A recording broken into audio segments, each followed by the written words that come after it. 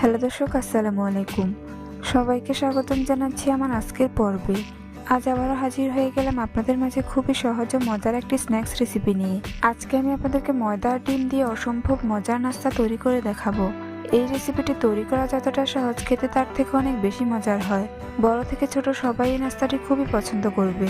আশা করছি আজকের এই সহজ রেসিপিটি সবার কাছে অনেক ভালো লাগবে। তো চলুন রেসিপিটি দেখে নিচ্ছি।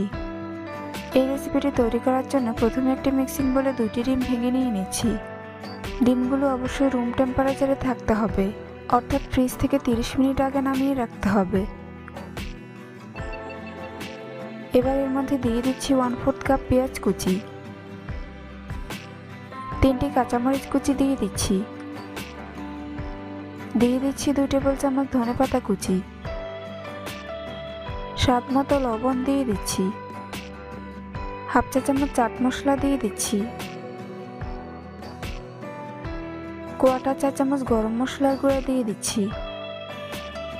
এবার সবগুলো উপকরণকে একসাথে খুব ভালো করে মিশিয়ে নিব। এগুলোকে একটু সময় নিয়ে ভালো করে মিশাতে হবে, যাতে ডিম আর পেঁয়াজের সাথে মশলাগুলো ভালো করে মিশে যায়।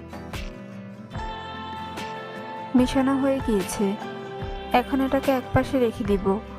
অন্যদিকে একটা মিক্সিং বলে নিয়ে নিচ্ছি হাফ কাপ ময়দা, 2 টেবিল চামচ চালের গুঁড়া দিয়ে দিচ্ছি।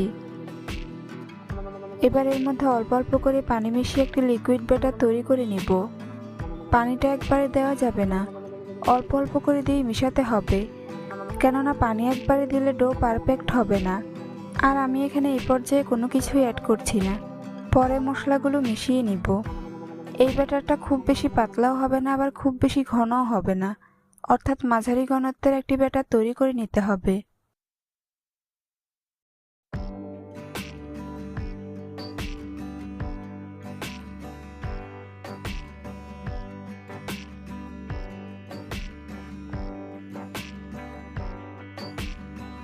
ব্যাটার তৈরি করে নিয়েছি। এবার এটাকে একটি ঢাকনা দিয়ে ঢেকে 10 মিনিটের জন্য রেস্টে রেখে দিব। অন্যদিকে ডিমের অমলেট তৈরির জন্য চুলায় একটি প্যান বসিয়ে এর মধ্যে দিয়ে দিচ্ছি 2 টেবিল চামচ রান্নার তেল। তেলটা যখন ভালো করে গরম হয়ে আসবে তখন এর মধ্যে ডিমের মিশ্রণ ঢেলে দিচ্ছি। ডিমের মিশ্রণটাকে একটু গোলাকার শেপে ঢেলে নিতে হবে। ডিমের নিচের অংশ যখন শক্ত হয়ে আসবে তখন এর 2 পাশে এভাবে ফোল্ড করে নেব। এই কাজটা একটু সাবধানে করতে হবে, যাতে ডিম ভেঙে না যায়।